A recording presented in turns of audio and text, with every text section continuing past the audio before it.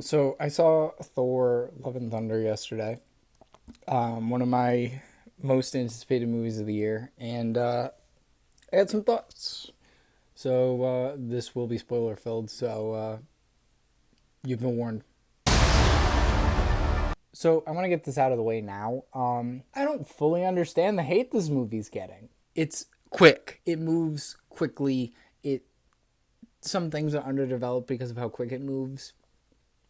But it's like you know what you're getting at this point. I'm sorry. Like you know what you're getting with Marvel movies in general at this point. You get the occasional one that is a diamond in the rough, and then everything else is just kind of like whatever you see fit, you know? After Endgame, that's kind of how I view it. And I really like this movie. I think it's really fun, and I think it's got a lot of heart. And it's the most like appropriate subtitle of a Marvel movie. And it's just like it's really touching at certain scenes, but you also don't get to live in those moments as long as you should. Um, because there's some beautiful moments between Jane and Thor with her cancer, and when she dies, and it's Gore about to successfully cast his wish and wipe out all gods, and Jane dying. Thor goes, "Do what you're gonna do, man. I would rather be with her in my last minutes than fighting you." So he goes over to her and sits with her while she dies. And Gore is touched by it and decides, I'm not going to do that. And Thor's like, bring your kid back instead. And then they realize Gore's dying, and Gore dies.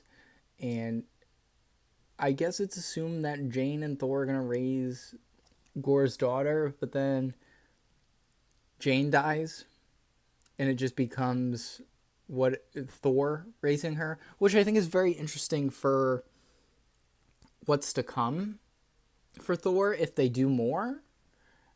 And seeing Thor as a parent might be actually kind of interesting. And the other post-credit scene, since I'm already here, is Hercules going after Thor. And I just need to know which one of these people is a big fan of God of War, because that's kind of what it is. But I'm interested. I would like to see what they do with it. I think Valkyrie's a little underused. I think Jane is the most developed we've ever seen, and her relationship with Thor retroactively, with the flashbacks that are in here, are interesting. And it was something I was actually interested in seeing. And then you get moments with Korg, who is like fine. I've never necessarily been a big Korg fan. He's just kind of there, and he's not really doing anything but telling jokes, which is like fine. You get some interesting stuff with Valkyrie more towards the end of the movie in the third act, and it was more stuff that I wish had been developed. And then there's some moments with Gore where he's just peering out of shadows, making weird faces. Christian Bale is out here like acting his ass off. And I thought it was really good, and I understood where he was coming from. And I think he's maybe one of the most compelling villains since Thanos. I just wish there was more movie. It's like if there was more, if there was like another 20 minutes, 30 minutes, I'm I might be higher on it, because I loved almost everything we got, except for that it's short.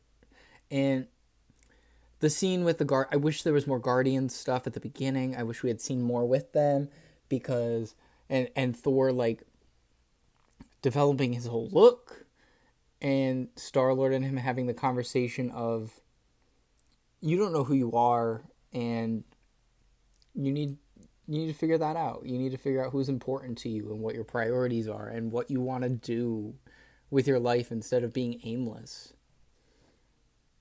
And it's an interesting message and an interesting story for that. Jane having Mjolnir because Thor and her had a drunken night, and he was like, isn't she great, Mjolnir? Watch out for her. And it made a spell is dumb. And yeah, I wish it was I just wish she was just worthy. It would have been far more interesting. The other issue I had was Thor is kind of an idiot. They really went and just kind of made him, instead of him being sad, depressed, using humor, now he's just kind of a doofus. Which I kind of enjoyed, but kind of like, oh, this is what you're doing. I gotta talk about the volume, because fuck, some of this looks really bad. It's like whoever isn't shooting the Mandalorian doesn't know how to use this tech, and it's like very flat. Maybe the actors are too close to like where that screen is, where like, you know how you do a green screen and you're a certain distance away. It's like maybe they're too close, maybe it's cheaper, maybe it's in a rush, but it's just, it doesn't look good. The costumes in the movie are good except for the helmets.